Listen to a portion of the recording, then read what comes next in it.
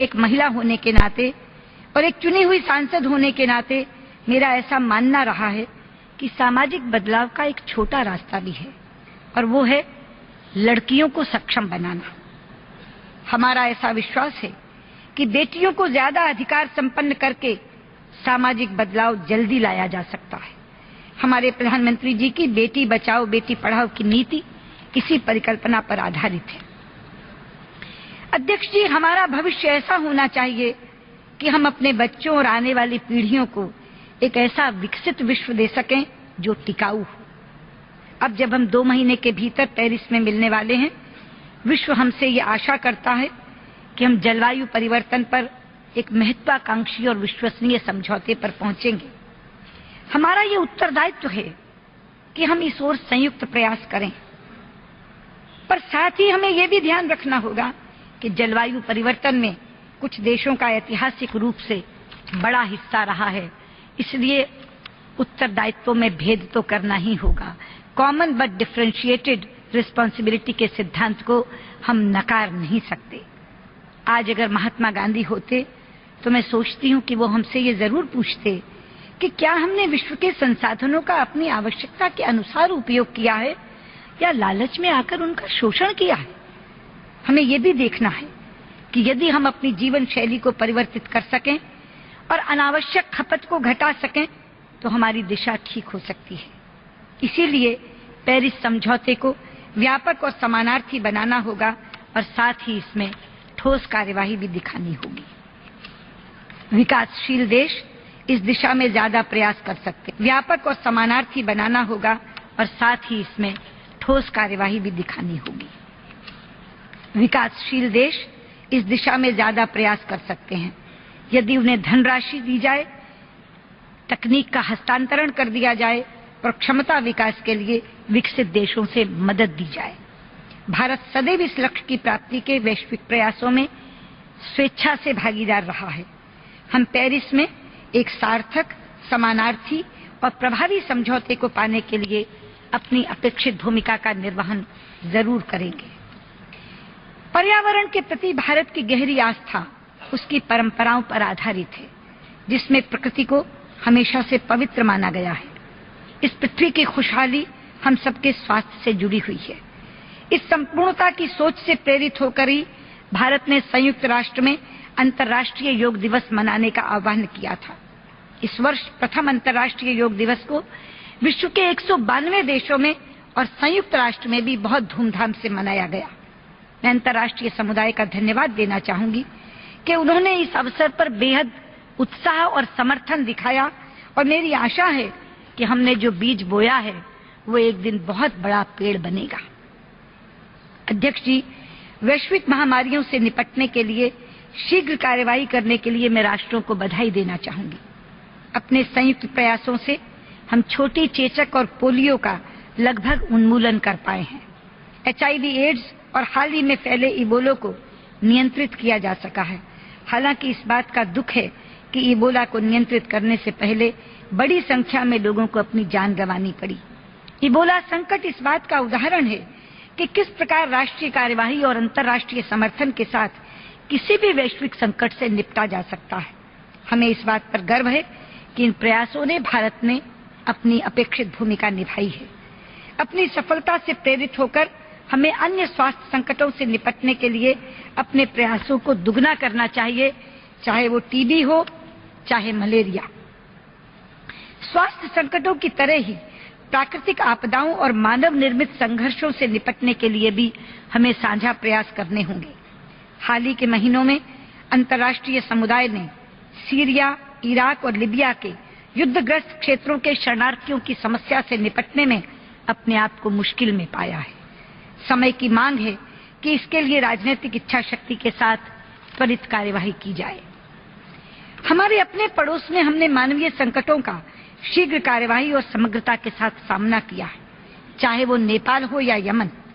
भारत एक मददगार मित्र के रूप में उभरा है, जिसने न केवल अपने नागरिकों की अपितु अन्य राष्ट्र के नागरिकों की भी संकट की घड़ी में मदद की है। अध्यक्ष जी, पिछले 70 वर्षों में संयुक्त राष्ट्र की तरह भारत ने भी एक लंबा सफर तय किया है। हम ऐसा अपनी लोकतांत्रिक परंपराओं में गहरे विश्वास की वजह से कर पाए हैं, लेकिन समय समय पर आमूलचूल परिवर्तन की आवश्यकता होती है, जिससे राष्ट्र को नई ऊर्जा मिले और उस भावना को पुनर्जीवित किया जा सके। पिछले 1.5 वर्ष में जब से प्रधानमंत्री श्री नरेंद्र मोदी जी के नेतृत्व में नई सरकार ने भारत में कार्यभार संभाला है, हम इस नवीकरण की भावना से ही कार्य कर रहे हैं।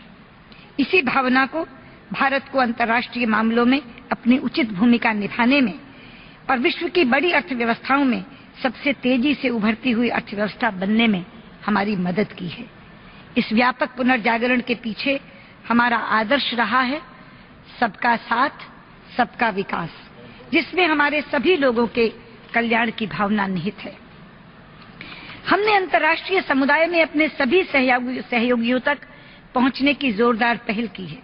हमारा पहला प्रयास अपने नजदीकी पड़ोस की ओर रहा है और इसके उत्साहवर्धक परिणाम भी निकले हैं। हमने अपने विस्तारित पड़ोस की ओर भी पहुंचने की पहल की है और उनके साथ अपने सदियों पुराने संबंधों को दोहराते हुए उनके साथ आधुनिक आर्थिक भागीदारी बनाने का प्रयास किया है। इसी क्रम में हाल ही में हमने प्रशांत महासागर के 14 राष्ट्रों के साथ भारत में एक शिखर वार्ता का आयोजन किया है। हमने अपनी लुक ईस्ट पॉलिसी को एक्ट ईस्ट पॉलिसी में बदला है और आर्थिक रूप से गुंजायमान इस क्षेत्र के साथ जोरदार तरीके से अपने संबंधों को मजबूत किया है। ये प्रयास हमारे लिंक वेस्ट प्रयासों का पूरक है। मध्य पूर्व शांति प्रवास की प्रक्रिया यानी मिडल ईस्ट पीस प्रोसेस के प्रति भी हम वचनबद्ध हैं और हमें लगता है कि इसी के माध्यम से फिलिस्तीन का कोई समाधान निकलेगा, इसके प्रति भी हम आशावान हैं। ये प्रक्रिया इस क्षेत्र में कट्टरवाद का मुकाबला करने के लिए आवश्यक है। हमने विश्व महाशक्तियों के साथ भी अपने संबंधों को और अधिक विकसित किया है। अफ्रीका एक ऐसा क्षेत्र है जिसके साथ हमारे ऐतिहासिक संबंध हैं।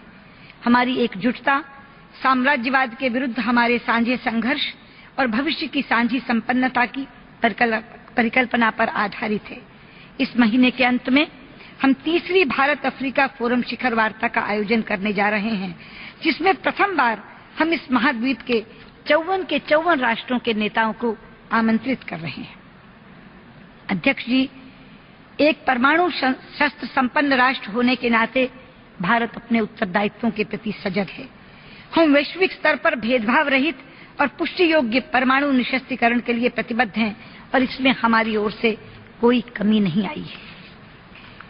अध्यक्ष जी, जैसा कि राष्ट्रों के साथ होता है वैसा ही संस्थाओं के साथ भी होता है। समय समय पर सुधार से ही कोई भी संगठन अपना सही अर्थ और उद्देश्य प्राप्त कर पाता है। हमारे विश्व में आज भी धनी और असरदार राष्ट्रों का प्रभुत्व है। संयुक्त राष्ट्र में सार्वभौमिक समानता के विचार ने विकासशील विश्व को कुछ अनुचित कसौटियों पर सवाल उठाने का मौका किया है, लेकिन इसमें असमानता की इस व्यवस्था में कोई आधारभूत परिवर्तन नहीं किया जो एक ऐसे विश्व के लिए बनाई गई थी जो अब अस्तित्व में नहीं है। अगर हमें अंतर्राष्ट्रीय शांति, सुरक्षा और विकास के संरक्षक के रूप में संयुक्त राष्ट्र की प्रधानता और प्रासंगिकता को बनाए रखना है तो सुरक्षा परिषद में जल्दी सुधार की आवश्यकता है। ये हमारी सबसे बड़ी जरूरत है, ये समय की मांग है। 2015 में एक ऐसी सुरक्षा परिषद कैसे हो सकती है जो 1945 की राजनीतिक पृष्ठभूमि को दर्शाती हो? ऐसी सुरक्षा परिषद कैसे हो सकती है जिसमें अफ्रीका और लातिन अमेरिका के देशों के लिए स्थायी सदस्यता का कोई प्रावधान ही ना हो? हमें सुरक्षा परिषद के निर्णायक तंत्र में और अधिक विकासशील देशों को शामिल करना होगा। हमें इसकी कार्यपद्धति में बदलाव लाना होगा। ये कार्यपद्धति पारदर्शी नहीं है और ये बहुत पुरानी भी हो चुकी है। सुरक्षा परिषद में संतुलन और वैधता लाकर हम इसकी विश्वसनीयता को पुनः स्थापित कर पाएंगे और इस प्रकार ये समय की चुनौतियों से निपटने के लिए ज्यादा सक्षम सिद्ध होगी। हमें इस बात की प्रसन्नता है कि पिछले 1 वर्ष के दौरान महामहिम सैम कुटेसा और महामहिम रात्रे जी के नेतृत्व में हम वो कर सके जो पिछले 2 दशकों के विचार विमर्श के बाद भी नहीं हो सका था। आम सभा द्वारा निर्णय 69/560 की सर्वसम्मति से स्वीकृति के साथ सुरक्षा परिषद के सुधार के लिए विचार विमर्श का एक पाठ सामने आया है। ये पहला और महत्वपूर्ण कदम संयुक्त राष्ट्र की आम सभा के ऐतिहासिक 70वें अधिवेशन की कार्यवाही का आधार बनना चाहिए। अध्यक्ष जी, संयुक्त राष्ट्र जैसी संस्था के लिए 70 वर्ष का समय एक अलग महत्व रखता है। ये समय इसके पुनर्जागरण और बदलाव का समय है।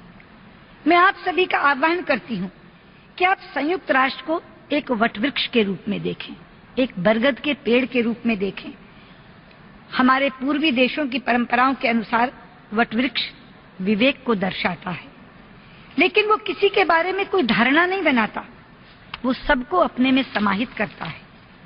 इसकी कोई एक जड़ नहीं होती, बल्कि कई जड़ें होती हैं जो बाहर की तरफ निकलती हैं और फिर भी एक दूसरे से जुड़ी हुई होती हैं, जिस प्रकार धरती और आकाश एक दूसरे से जुड़े हो। इसकी विशाल शाखाएं हमें छाया और आराम देती हैं। इसके आधार पर बना चबूतरा एक ऐसा स्थान प्रदान करता है जहां बैठकर लोग चर्चाएं और विचार विमर्श करते हैं। वटवृक्ष के बीज को रोपित करने वाले व्यक्ति की उम्र से अलग वटवृक्ष 70 की उम्र पर भी जवान रहता है, लेकिन इसे लगातार सींचे बिना और इसका विस्तार किए बिना इसके सूखे जाने का डर भी बना रहता है। ऐसी ही कुछ नियति संयुक्त राष्ट्र की भी है। हमारे सामने एक ऐतिहासिक अवसर है जब हम या तो इस महत्वपूर्ण संस्था में बदलाव को स्वीकार कर सकते हैं और या इसे गहरे अंधकार में ढकाल सकते हैं जहां ये सूख जाएगा। हम आसानी से अपने स्वयं की बनाई हुई शाखाओं में उलझकर या तो अपने आप को खो सकते हैं, लेकिन यदि हम इस अवसर का लाभ उठाएं तो हम पाएंगे कि संयुक्त राष्ट्र अपनी पूर्ण क्षमता के साथ विकसित होगा। एक ऐसा संयुक्त राष्ट्र जहां जो वो करता है और जो उसमें करने की क्षमता है उसके बीच का फासला बहुत कम हो जाएगा। इस प्रकार ये एक ऐसा वटवृक्ष होगा जिसकी छाया के तले मानव जाति शांति और संपन्नता के साथ रह सकेगी। संयुक्त राष्ट्र एक ऐसा ही वटवृक्ष बने, इसी कामना के साथ मैं अपनी बात समाप्त करती हूं। धन्यवाद। तो पाकिस्तान को करारा जवाब दिया है विदेश मंत्री सुषमा स्वराज ने। कहा 4 सूत्रों की जरूरत नहीं है, जरूरत है तो बस एक सूत्र की, आतंकवाद छोड़िए और बातचीत के टेबल पर बैठिए। हम बात करेंगे और आतंकवाद को खत्म करने की दिशा में आगे बढ़ेंगे और दोनों देशों के बीच रिश्ते जो हैं वो मधुर होंगे। इसके अलावा आतंकवाद से मिलजुल कर लड़ने की जरूरत बताई है सुषमा स्वराज ने। कहा है कि जब तक आतंकवाद का मुकाबला सभी देश सभी मुल्क मिलकर नहीं करेंगे तब तक आतंकवाद को खत्म करना एक बड़ी चुनौती है। 150 देशों के प्रतिनिधि इस वक्त यहां पर सुषमा स्वराज के भाषण को सुन रहे थे और वक्त के साथ उन्होंने बताया कि 1945 के बाद 70 साल का वक्त गुजर चुका है। जिस यूएन का गठन 45 के राजनीतिक पृष्ठभूमि पर किया गया उसको अब बदलने की जरूरत है। वक्त आ चुका है कि कुछ और देशों का प्रतिनिधित्व बढ़ाया जाए, छोटे देशों की राय भी इसमें शुमार की जानी चाहिए, यानी कि बदलाव का वक्त आ चुका है। और उन्होंने साथ ही साथ कल गांधी जयंती की सबको बधाई भी दी।